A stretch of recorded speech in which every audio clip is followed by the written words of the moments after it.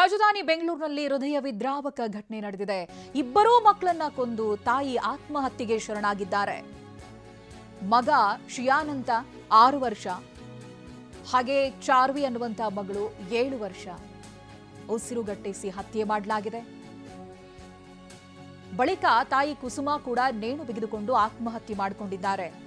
ಕೊಡಿಗೆಹಳ್ಳಿಯ ಅಪಾರ್ಟ್ಮೆಂಟ್ನಲ್ಲಿ ಆತ್ಮಹತ್ಯೆ ಮಾಡಿಕೊಂಡಿದ್ದಾರೆ. 2 ದಿನಗಳ ಹಿಂದೆಯಷ್ಟೇ ಗಂಡ ಹೆಂಡತಿ ನಡುವೆ ಗಲಾಟೆ ನಡೆದಿತ್ತು. ಕೌಟುಂಬಿಕ ಕಲಹಕ್ಕೆ ಮನನೊಂದು ಈ ರೀತಿ ದುಡುಕಿನ ನಿರ್ಧಾರವನ್ನು ಮಾಡಿದ್ದಾರೆ. ಇನ್ನು ನಮ್ಮ ಸಾವಿಗೆ ನಾವೇ ಕಾರಣ ಅನ್ನೋದಾಗಿ ಡೆತ್ ನೋಟ್ನಲ್ಲಿ ಬರೆದಿದ್ದಾರೆ. ಪತಿ ಸುರೇಶ್ ಜೊತೆ ಅಪಾರ್ಟ್ಮೆಂಟ್ನಲ್ಲಿ ವಾಸವಾಗಿದ್ರು ಕುಸುಮಾ. ಇತ್ತೀಚೆಗೆ ಪತಿ ಜೊತೆ ಜಗಳ ಆಡ್ಕೊಂಡಿದ್ರು. ಇದರಿಂದಾಗಿ ಮನನೊಂದು ಈ ರೀತಿಯ ದುಡುಕಿನ ನಿರ್ಧಾರವನ್ನ ಕೈಗೊಂಡಿದ್ದಾರೆ ಅನ್ನೋದಾಗಿ ಇದೀಗ ಪ್ರಾಥಮಿಕವಾಗಿ ಮಾಹಿತಿ ಲಭ್ಯವಾಗ್ತಾ ಇದೆ. ಜೊತೆಗೆ ಡೆತ್ ನೋಟನ್ನ ಕೂಡ ಬರೆದಿಟ್ಟಿದ್ದಾರೆ. ಈ ಡೆತ್ ನೋಟ್ನಲ್ಲಿ ತನ್ನ ಸಾವಿಗೆ ಅಂದ್ರೆ 3 ಜನ ಸಾವಿಗೆ ನಾವೇ ಕಾರಣ ಅನ್ನೋದಾಗಿ ಡೆತ್ ನೋಟ್ನಲ್ಲಿ ಬರೆದಿಟ್ಟಿದ್ದಾರೆ.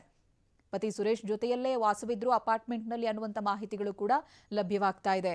ನೋಡಿ, ಇಬ್ಬರೂ ಮಕ್ಕಳನ್ನ ಕೊಂದು ತಾನೂ ಕೂಡ ಆತ್ಮಹತ್ಯೆಗೆ ಶರಣಾಗಿದ್ದಾರೆ. ಚಿಕ್ಕ ಪುಟ್ಟ ಮಕ್ಕಳು, ಒಬ್ಬರಿಗೆ 6 ವರ್ಷ, ಮತ್ತೊಂದು ಮಗುವಿಗೆ 7 ವರ್ಷ. ಈ ಇಬ್ಬರೂ ಮಕ್ಕಳನ್ನ ಕೂಡ ಉಸಿರುಗಟ್ಟಿಸಿ ಸಾಯಿಸಿದ್ದಾರೆ. ಅದಾದ ನಂತರ ತಾನೂ ಕೂಡ ಆತ್ಮಹತ್ಯೆಗೆ ಶರಣಾಗಿದ್ದಾರೆ. ಬೆಂಗಳೂರಿನಂಥ ನಗರದಲ್ಲಿ ನಡೆದಿರುವಂಥ ಘಟನೆ ಇದು. ಸುರೇಶ್ ಹಾಗೆ ಕುಸುಮಾ ದಾಂಪತ್ಯ ಜೀವನ ನಡೆಸ್ತಾ ಇದ್ರು. ಸಾಕ್ಷಿಯಾಗಿ ಇಬ್ಬರು ಮಕ್ಕಳು ಕೂಡ ಇದ್ರು. ಏನೋ ಮನಸ್ತಾಪಗಳು, ಗಲಾಟೆ, ಇದರಿಂದಾಗಿ ಮನನೊಂದ್ಕೊಂಡಿರುವಂಥ ಪತ್ನಿ ಆತ್ಮಹತ್ಯೆಗೆ ಶರಣಾಗಿದ್ದಾರೆ. ಅದಕ್ಕೂ ಮುಂಚಿತವಾಗಿ ಇಬ್ಬರು ಮಕ್ಕಳನ್ನ ಹತ್ಯೆ ಮಾಡ್ತಾರೆ.